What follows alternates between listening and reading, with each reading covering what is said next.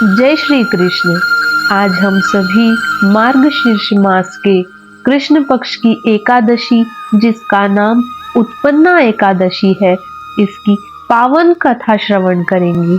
तो आइए आप सभी अपना ध्यान ठाकुर जी के श्री चरणों में केंद्रित करें और इस पावन कथा का आनंद लें।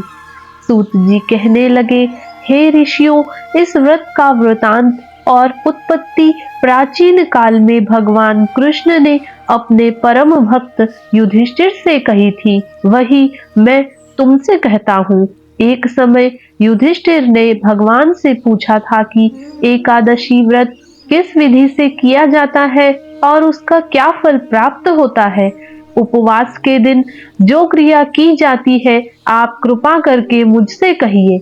यह वचन सुनकर श्री कृष्ण कहने लगे, हे युधिष्ठिर, मैं तुमसे एकादशी के व्रत का महात्म्य कहता हूँ, सुनो। सर्वप्रथम हेमंत ऋतु में मार्गशीर्ष कृष्ण एकादशी से इस व्रत को प्रारंभ किया जाता है। दशमी को सायंकाल भोजन के बाद अच्छी प्रकार से दातुन करें, ताकि अन्न का अंश मुंह में न रह जाए। रात्रि को भोजन कदापि न करे, न अधिक बोले। एकादशी के दिन प्रातः 4 बजे उठकर सबसे पहले व्रत का संकल्प करें। इसके पश्चात शौच आदि से निवृत्त होकर शुद्ध जल से स्नान करें। व्रत करने वाला चोर, पाखंडी, पर स्त्रीगामी, निंदक, मिथ्याभाषी तथा किसी भी प्रकार के पापी से बात न करे। स्नान के पश्चात धूप, दीप, नैवेद्य आदि 16 चीजों से भगवान का पूजन करें और रात को दीप दान करें। रात्रि में सोना या प्रसंग नहीं करना चाहिए। सारी रात भजन कीर्तन आदि करना चाहिए। जो कुछ पहले जाने अनजाने में पाप हो गए हो, उनकी क्षमा मांगनी चाहिए। धर्मात्मा पुरुषों को कृष्ण और शुक्ल पक्ष दोनों पक्षों की एकादशियों को समान समझना चाहिए। जो मनुष्य इस विधि के अनुसार एकादशी का व्रत करते हैं, उन्हें शंखोद्धार तीर्थ में स्नान करके भगवान के दर्शन करने से जो फल प्राप्त होता है, वह एकादशी व्रत के 16वें भाग के भी समान नहीं है। व्यतिपात के दिन दान देने का लाख गुना फल होता है।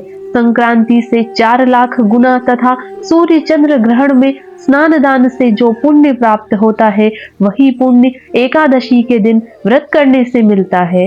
अश्वमेघ यज्ञ करने से 100 गुना तथा 1 लाख तपस्वियों को 60 वर्ष तक भोजन कराने से 10 गुना, 10 ब्राह्मणों अथवा 100 ब्रह्मचारियों को भोजन कराने से 1000 गुना पुण्य भूमि दान करने से होता है। उससे 1000 गुना पुण्य कन्या दान से प्राप्त होता है और इससे भी 10 गुना पुण्य विद्या दान करने से होता है। विद्या दान से 10 गुना पुण्य भूखे को भोजन कराने से होता है। अन्नदान के समान इस संसार में कोई ऐसा कार्य नहीं जिससे देवता और पितृ दोनों तृप्त होते हो, परंतु एकादशी के व्रत का पुण्य सबसे अधिक होता है। 1000 यज्ञों से भी अधिक इसका फल होता है। इस व्रत का प्रभाव देवताओं को भी दुर्लभ है। रात्रि को भोजन करने वाले को उपवास का आधा फल मिलता है और दिन में एक बार भोजन करने वाले को भी आधा ही फल प्राप्त होता है, जबकि निर्जल व्रत रखने वाले का महात्म्य तो देवता भी वर्णन नहीं कर सकते। युधिष्ठिर कहने लगे कि हे भगवान, आपने हजारों यज्ञ और लाख गौदान को भी एकादशी व्रत के बराबर नहीं बताया, सो यह तिथि सब तिथियों से उत्तम कैसे हुई, बताइए। भगवान कहने लगे, हे युधिष्ठिर, सतयुग में मूर नाम का दैत्य उत्पन्न हुआ। वह बड़ा बलवान और भयानक था। उस प्रचंड दैत्य ने इंद्र, आदित्य, वसु, वायु, अग्नि आदि सभी देवताओं को पराजित करके भगा दिया। तब इंद्र सहित सभी देवताओं ने भयभीत होकर भगवान शिव से सारा वृतांत कहा और बोले, है कैलाशपति, मूर दैत्य से भयभीत होकर सब देवता मृत्यु लोक में फिर रहे हैं।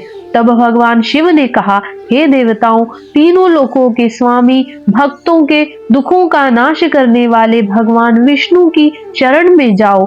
वे ही तुम्हारे दुखों को दूर कर सकते हैं। शिव जी के ऐसे वचन सुनकर सभी देवता क्षीर सागर में पहुंचे। वहां भगवान को शयन करते देख हाथ जोड़कर उनकी स्तुति करने लगे। हे देवताओं द्वारा स्तुति करने योग्य प्रभु, आपको बारंबार नमस्कार है। देवताओं की रक्षा करने वाले मधुसूदन, आपको नमस्कार है। आप हमारी रक्षा करें। दैत्यों से भयभीत होकर हम सब आपके शरण में आए हैं। आप इस संसार के कर्ता, माता पिता, उत्पत्ति और पालन करता और संहार करने वाले हैं। सबको शांति प्रदान करने वाले हैं। आकाश और पाताल भी आप ही हैं। सबके पितामह ब्रह्मा, सूर्य, चंद्र, अग्नि, सामग्री, होम, आहुति, मंत्र, तंत्र, जप, यजमान, यज्ञ, कर्म, कर्ता, भोक्ता भी आप ही हैं। आप सर्वव्यापक हैं। आपके सिवा तीनों लोकों में चर तथा अचर कुछ भी नहीं है। हे भगवान, दैत्यों ने हमको जीतकर स्वर्ग से भ्रष्ट कर दिया है और हम सब देवता इधर उधर भागे भागे फिर रहे हैं। आप उन दैत्यों से हम सबकी रक्षा करें।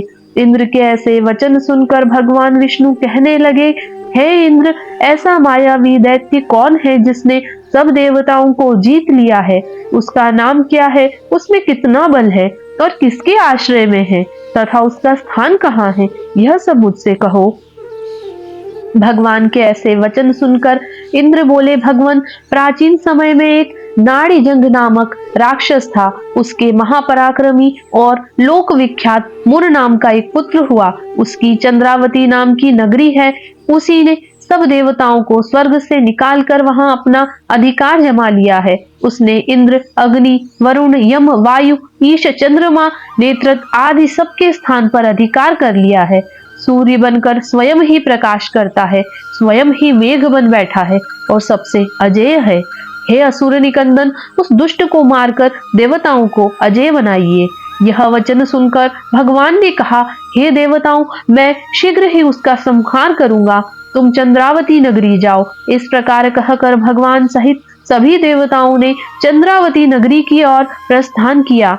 उस समय दैत्य मुर सेना सहित युद्ध भूमि में गरज रहा था। उसकी भयानक गर्जना सुनकर सभी देवता भय के मारे चारों दिशाओं में भागने लगे।